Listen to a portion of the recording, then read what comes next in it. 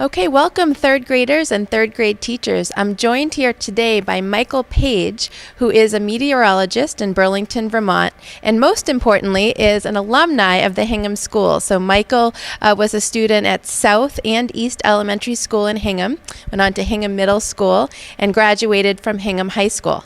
And we're thrilled that Michael's here today to tell us a little bit about what inspired him to become a meteorologist, some of his experiences in the world of science, and maybe some predictions about the future of meteorology. So Michael, my first question for you is about some of your earliest experiences as a student here in the Hingham schools, and what experiences, whether in your own life at home or here in the schools, that really got you intrigued by weather. Yeah, there were a couple of storms in 2003, December, that I remember in particular, and lots of snow. I went out with the yardstick in the back and did the measurement, sent it into a couple of the TV stations, and they gave it the old, Michael and Hingham says 8 inches or whatever, which I thought was tremendous. So it was like the shallow recognition, I guess, that fostered my initial interest, and I said, oh, this is interesting. People want this information. So I kept observing the weather, even in the spring, and it became temperature, dew point, sky conditions, not just snow, and got the little logs going. So I have all my old logs from way back in the day. And really just found out that I love the weather, aside from reporting it as well. So it was kind of that combination of feeling like people wanted the information that I was recording, being able to provide that, and just a constant interest in the crazy weather that we saw, whether it was snow or thunderstorms. I mean, I was transfixed by thunderstorms, by the nor'easters. Make my mom drive me to Hull during the nor'easter to see the snow blowing sideways. And in school, I was very fortunate that I could work that into class projects, into doing the announcements, at the high school every morning with the weather. So it really, not to use a weather pun, but snowballed pretty significantly. Fantastic. So it sounds like you had the spark at a very young age. Yeah, that's terrific. And it's only grown since then. Great. And tell us, I know that you had set up your own kind of weather station at home and had your own website again from a very young age. So tell us about that experience. Yeah, so a lot of this came, again, probably 2005 or so. I was collecting this weather and realized that people did want it. I started putting it online, and the website grew. People really liked it, so I started learning how to forecast the weather and had my own weather station, like you said, set up on the roof at home. And when I was away for vacation, I'd make the neighbor come in and jot down the numbers for me, so I had a continuous record.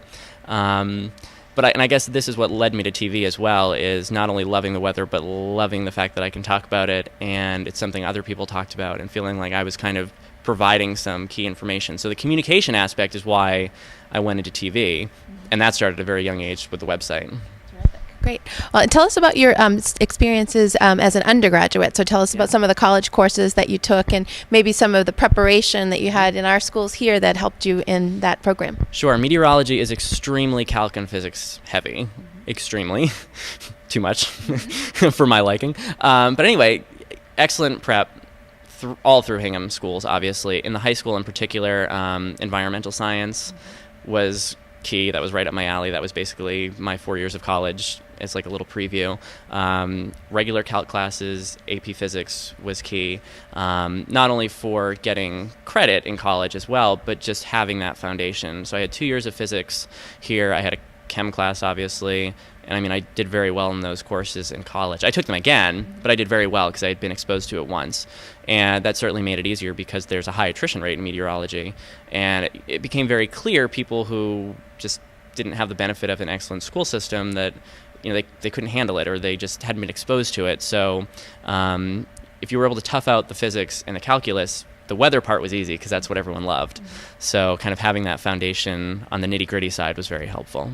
That's great. I think it's important for students to know how important the math background is if you're considering a science career. It's very closely linked. And, like I said, it was a great combination of both the calc and physics in high school, which sounds miserable, but, I'm glad I kind of forced myself through that early. It paid off. Great. And you mentioned in your talk that you gave earlier for some of our fifth grade students about the importance of finding a mentor. So tell us a little bit about, you said you had a local mentor who is a kind of a formative person for you. Yeah, it's fun, I guess, in science like this where the passion runs so deep that, there's always someone out there that's just as much of a nerd as you are. So I've had several mentors. Todd Gross is one that started kind of initially at Channel 7 when I was very young.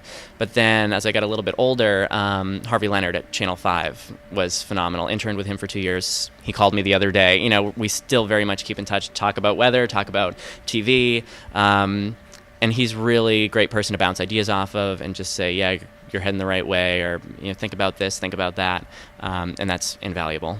Terrific, great. Well, you've seen in your 20 plus years in kind of the weather, both informally and formally, you've probably seen a lot of changes. So describe some of the changes that you've seen in meteorology over the past 20 years since you started as an elementary or middle school student. Yeah, it's just the continued advance in technology. As you know, there's so much weather everywhere on the computer, and as a TV meteorologist, that's what I'm fighting against, people who can get their weather on their app, or they can just click on any website they want. And it's really my job to boil down the weather and provide good communication. So the communication in science is where everything's going. It's being able to boil down these complex topics and tell people what matters, why it matters, and do so succinctly.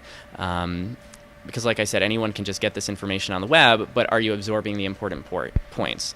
That's where we come in, and that's what I love most about it, is the communication aspect of it, and talking about something that I love.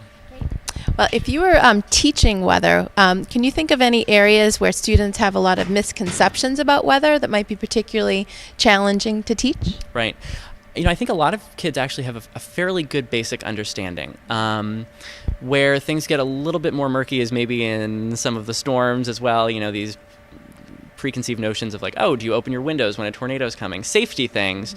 So you can kind of debunk some of those while also working in the science of it. So talk about pressure differences and why that doesn't make sense to spend time opening windows before a tornado is going to hit. So I guess maybe use their questions. That's what I do a lot of times. It's just what kind of interests them. And even if the question isn't a hard science-y question, you can usually kind of link it in by explaining something else. And I guess that's what I always try to do, because if you just go with the straight science, sometimes you can lose them.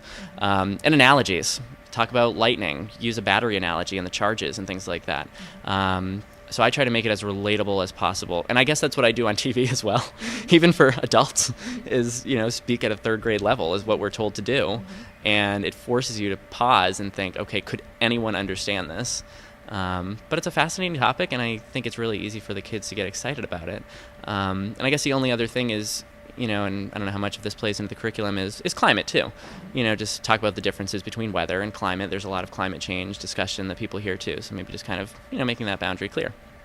Great. Well, I'm sure you've inspired many of our students here. And again, we appreciate your time today. And I know our teachers and students enjoy having the connection with our successful science alum here. Terrific. Thanks, Michael. Wonderful. Thank you.